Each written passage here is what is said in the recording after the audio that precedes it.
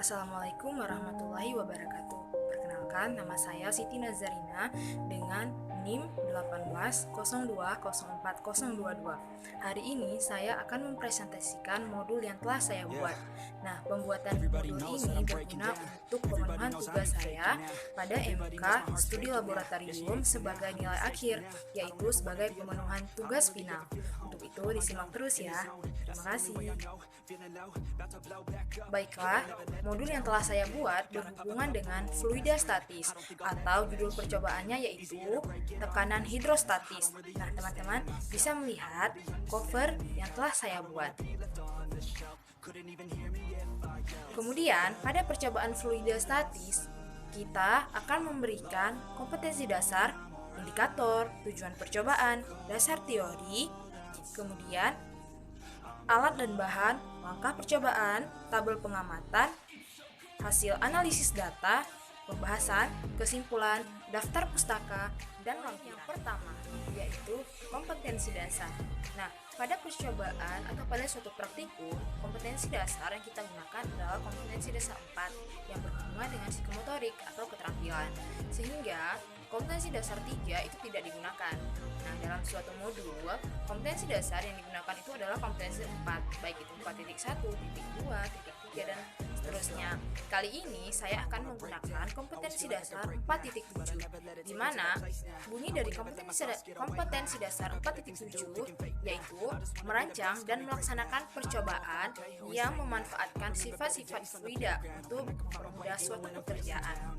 Kemudian, indikator yang saya berikan adalah 4.7.1, di mana peserta didik mampu melakukan percobaan yang memanfaatkan sifat-sifat fluida untuk mempermudah suatu percobaan. Nah, terakhir ada tujuan percobaan. Tujuan percobaan yang pertama adalah mampu menjelaskan pengaruh kedalaman terhadap tekanan hidrostatis. Yang kedua, mampu mengidentifikasi faktor yang mempengaruhi tekanan dalam zat cair. Dan yang ketiga atau yang terakhir adalah mampu memahami prinsip percobaan tekanan hidrostatis. Kemudian, poin D yaitu dasar teori. Nah, untuk poin A sampai dengan poin C, teman-teman bisa melihat dari slide yang telah saya bagikan. Selanjutnya, untuk dasar teori. Dasar teori yang kita gunakan yang pertama adalah berkenaan dengan tekanan, yang kedua berkenaan dengan tekanan hidrostatis, dan yang terakhir adalah tekanan total karena setiap tekanan memiliki karakteristik yang berbeda.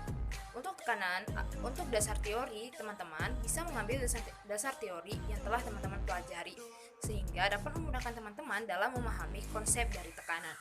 Nah, untuk dasar teori saya tidak akan menjelaskan lebih lanjut karena tugas yang diberikan hanya untuk menunjukkan atau hanya untuk membuat kerangka suatu modul. Untuk dasar teori, teman-teman bisa membacanya di jurnal, buku, ataupun modul atau bahan ajar yang telah teman-teman siapkan. Kemudian, setelah dasar teori, biasanya dalam modul itu berisi alat dan bahan. Nah, alat dan bahan yang kita gunakan adalah refleks, lem, selang plastik, gelas ukur 500 ml, corong air, balon karet, lakban, air, dan penggaris. Nah, alat dan bahan ini juga bisa teman-teman kondisikan sesuai dengan kebutuhan yang teman-teman perlukan. Mungkin alat dan bahannya bisa lebih banyak ataupun bisa lebih sedikit, itu sesuai dengan rancangan yang teman-teman ingin buat. Untuk alat dan bahan, teman-teman bisa melihat di slide yang telah saya bagikan. Selanjutnya, kita akan masuk ke langkah percobaan. Nah, untuk langkah percobaan, ini berguna sekali untuk teman-teman merancang alat yang akan teman-teman buat. Yang pertama, merangkai alat percobaan seperti gambar di bawah. Nah, teman-teman bisa melihat di slide yang telah saya bagikan bagaimana rancangan dari gambar untuk alat yang akan kita buat. Yang kedua, mengisi setengah gelas air pada gelas ukur. Artinya, teman-teman hanya mengisi setengah gelas air jangan dipenuhkan karena kita akan memasukkan corong ke dalam gelas. Jika gelasnya penuh, maka airnya akan tumpah. Oleh karena itu, diisi hanya setengah gelas saja. Kemudian, memasukkan secara perlahan ujung pipa yang bercorong ke dalam bejana berisi air sampai pada jarak 5 cm dari pipa U. Nah, kemudian teman-teman memasukkan perlahan demi perlahan corong sesuai dengan angka ketinggian ataupun sesuai dengan ketinggian yang telah teman-teman siapkan. Kemudian, amati permukaan air dalam pipa U, lalu mencatat kenaikan air pada pipa U. Nah, langkah ini diulang sebanyak 2 kali pengulangan dengan mencatat hasil pada tabel pengamatan. Kemudian, teman-teman bisa memvariasikan ketinggian mulai dari 10 cm, 15 cm, dan 20 cm. Selanjutnya, pada tabel pengamatan. Pada tabel pengamatan harus teman-teman ukurkan adalah yang pertama, kedalaman air dari permukaan dengan satuan meter. Nah, satuan meter ini akan kita konversikan dari satuan cm tadi. Dari satuan cm, teman-teman harus mengubah ke satuan meter sehingga perhitungannya lebih mudah dan pengkonversian rumusnya juga lebih mudah. Kemudian, teman-teman harus mencatat tinggi kenaikan air pada pipa U, yaitu pada H1 dan H2. Ini juga menggunakan satuan meter. Kemudian, tekanan hidrostatis.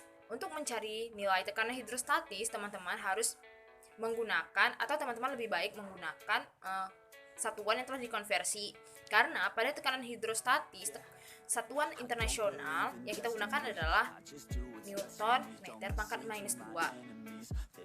Nah, terakhir adalah analisis data. Di analisis data, teman-teman harus menentukan massa jenis yang zat cair yang telah teman-teman buat. Nah, untuk percobaan kali ini, massa jenis yang kita gunakan adalah massa jenis air. Kemudian, kita akan menghitung besar gaya percepatan gravitasi. Atau kita akan menentukan besar gaya gravitasi. Kemudian, teman-teman akan menghitung kedalaman rata-rata dari setiap percobaan.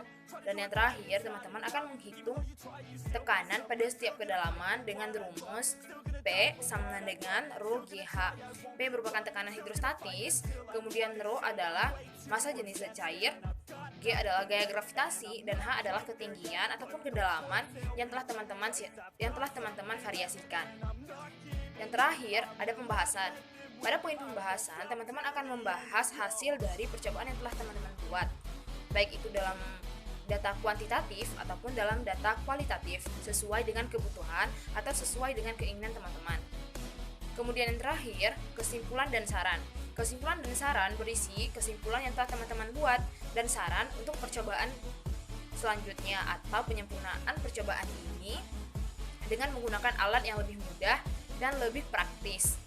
Yang terakhir, daftar pustaka. Daftar pustaka berguna untuk membubuhkan apa saja yang telah teman-teman ambil atau apa saja yang telah teman-teman kutip dari kutipan orang lain, sehingga tidak terjadi plagiasi atau tidak terjadi kecurangan dalam pembuatan baik itu modul, referensi, dan lain sebagainya. Yang terakhir, lampiran. Pada lampiran berisi pertanyaan akhir yang akan berguna untuk mengukur sejauh mana pemahaman teman-teman terhadap praktikum yang telah dibuat. Nah, teman-teman, bagaimana penjelasan mengenai modul yang telah saya buat? Semoga bermanfaat. Untuk kesimpulan penjelasan saya, dalam suatu modul yang baik ataupun dalam susunan modul yang harus kita bubuhkan, yang pertama adalah kompetensi dasar, yang kedua adalah indikator percobaan, yang ketiga tujuan percobaan, yang keempat dasar teori, yang kelima alat dan bahan, yang keenam langkah percobaan, yang ketujuh tabel pengamatan, yang kedelapan analisis data, kesembilan pembahasan, yang kesepuluh kesimpulan, daftar pustaka, dan lampiran. Berikut merupakan struktur dari sebuah modul untuk digunakan baik itu jenjang SMP, SMA, ataupun universitas. Semoga bermanfaat untuk teman-teman dan juga bermanfaat untuk saya. Saya Siti Anna Zarina, mohon maaf apabila ada kekurangan dan kesalahan. Saya akhiri.